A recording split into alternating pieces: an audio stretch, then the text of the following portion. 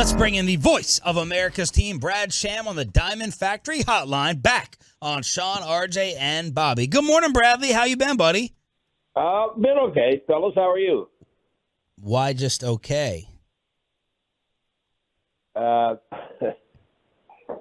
You don't have to go into it. I just don't like to be one of these fake intro people. I listen to when the person. I was judging your tone right there. I have had a very death in the family of a very, very close family member, and I've been spending the last month running two households and taking care of my son. Okay. All right. Brad Sham here on 105.3 The Fan. The debates that broke out right before you came on, bone-in or boneless wings? And Well, all right, go ahead and finish the question. And then would you pay $3 extra for cheese on your burger? Ooh. Well, for me, it's boneless, but I understand that there are some people.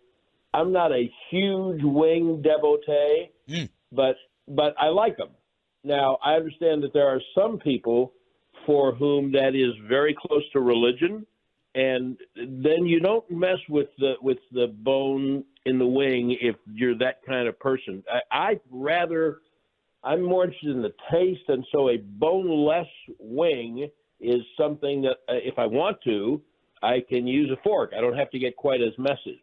But Right. To a real devotee, that might be blasphemy. $3 for, I would say 75% of the time, no. And then I would not close the window to there being some times when, you know what, I just need the cheese more than I need the $3. Yeah, absolutely. Now you're a hamburger dude. I like hamburger. No I am not a cheeseburger. I love cheese.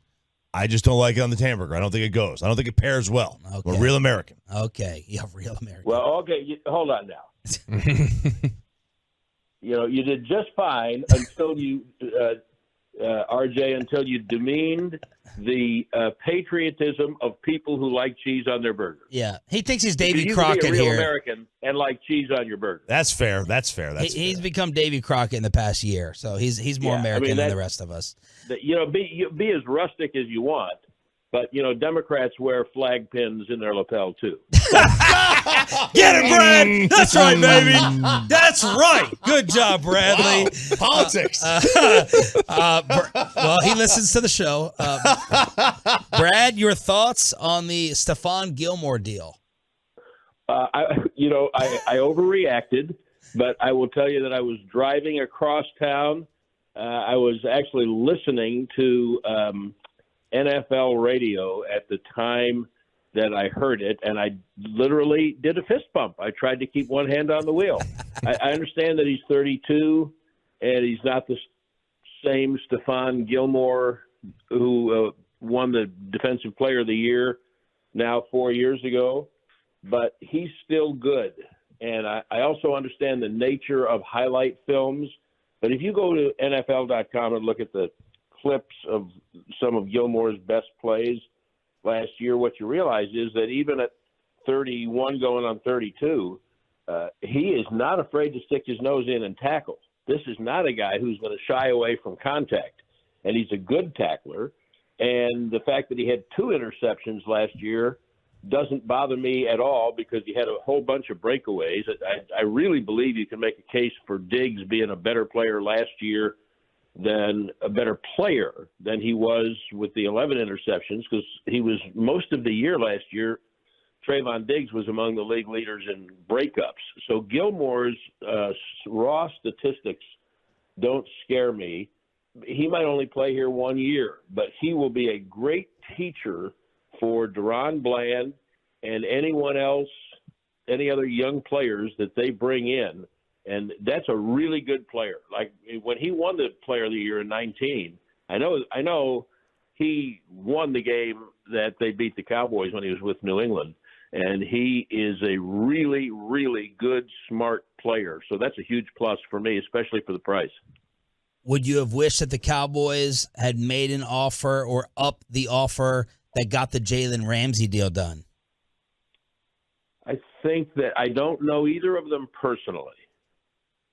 I think that my sense is that Gilmore is a little better for locker room chemistry than Ramsey. Mm-hmm. I'm fine with what they have with Gilmore. It's not about the defense. I would like to know if they had a chance at Waller for that price, but that's a whole different subject. You might have been getting there eventually. I'm happy with Gilmore. That Ramsey scares me.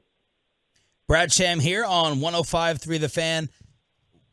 I want to get to Odell and DeAndre Hopkins and all the other talk, but just your general reaction to the Cowboy fan who thinks that the Joneses skimp, they're too cheap to spend. Why don't we participate with the big fish in free agency to push this team over the top? You know that storyline. You know that feeling out there. What's your reaction to that? Yeah, I think my feeling about that, Sean, is that their experience tells them that when they've done that, and they have done that, it has not gone well for them. They've wound up overspending. Now, when they did that, Will McClay didn't have quite the voice that he had in the decision making. But when they did that, they overpaid, didn't get what they thought they were paying for, and wound up with buyer's remorse. And they have a much more solid football team than the times that they did that kind of stuff. Now this year, I don't know who you would want to do that to your cap for. People don't like to hear it, but it's true. They've got to have some of that money. That cap is over a 2-year period. You better want them to re-sign Lamb, and you better want them to re-sign Diggs and Parsons. And so that money doesn't grow on trees. Yeah. Whenever you have a year like this, nobody's talking about Luke Gifford, but Luke Gifford going to Tennessee is not going to make them a better team. And Noah Brown, I don't know, maybe you wrote it on Twitter, Sean, somebody did, that the days of Noah Brown being the third option at wide receiver or the top option on third down are over, but that's not Noah Brown's fault. He was a really good football player. He was a better football player than he was a wide receiver. But yeah, I didn't write that. I defended Noah Brown. Yeah, I think that Noah Brown and Luke Gifford are the kind of guys that make your football team better. But those are the things that happen in free agency. But you sacrifice guys like that if you want to spend big money, and they're not spending big money yet. But we'll see. I just think that you have to be really careful with the first day splash. The best example to me of consistent success that we've seen in the league in the last quarter century is New England, especially when Brady was playing there, and obviously that had a lot to do with it. But you go back and look year by year, how many big free agents did they sign? The first week is usually it's like going out on New Year's Eve. It's for amateurs. And the second week, then you get value and you get smart and you find a guy who can play in your system. And the money that you spend in a hard cap era, to me, I would never say never, but if you're going to go spend big money early in free agency, man, it better be worth it. You better be sure it's going to pay off for a long time. You're running the team. Would you be more apt to build up the offense to help Dak or build up the defense? Yeah, you got to pick one to, win a defensive battle and, not expect much from Dak in the offense. Oh, I don't think the two are mutually exclusive. I think Coach McCarthy might come to regret the way he phrased, I don't want to score points. I just want to run the ball and take care of my defense and win more games. You can do both. You can score. They'll score plenty of points. And I don't think that's an either or question. Like yesterday, clearly by keeping Wilson and Van Der Esch, in addition to getting Gilmore, they made the defense better. The defense would have been a lot worse without Wilson. And now if they didn't sign Van Der Esch, maybe they'd get someone else. But Van Der Esch has just changed who he is in their team culture over the last. If you look back at Van Der Esch from 2020 and compare that to the Van Der Esch we saw last year, that's the guy they signed, and it's a whole different player. But that doesn't mean that you can't go get help for Dak. I think if we didn't see anything else from the playoff game in San Francisco, we saw that when Pollard got hurt, they had one playmaker. Yep. And you can't win in the league with one playmaker. You got to have several, and I still think they need several. I think they've got work to do on that side. Brad, how do you feel about, this is the first time I think we've gotten a chance to talk to you since all the coaching changes and the philosophy changes have come down. How do you feel in general about the approach that they're taking on offense and some of the things that Mike's had to say since the season ended?